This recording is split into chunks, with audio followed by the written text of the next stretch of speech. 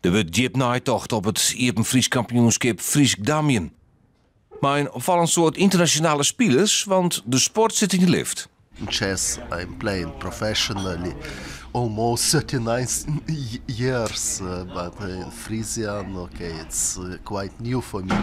You know, it is like in life. Sometimes you need to learn more, to discover things. It is still draft, but in another way, another variation. So I'm just curious. Het is 15 traditionele Friese dames, meestal niet het al mooi skofdoggen. In Santjen dames uit de rest van Nederland en de rest van de vrouw. En die kant willen we ik uit, want het Friese dames wie heel lang een sport van een stuk als 6, 8 damclubs hier in Friesland. En de boeten wisten de meestal dat het bestier, maar ze konden het speeltje net.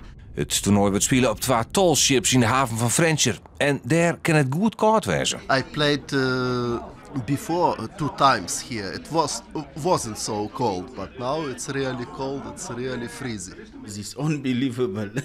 I came out from more than 30 degrees and now less than 0. So below 0, so it's really hard. But okay, we call it weather, draft weather. So it's good to play draft at this moment.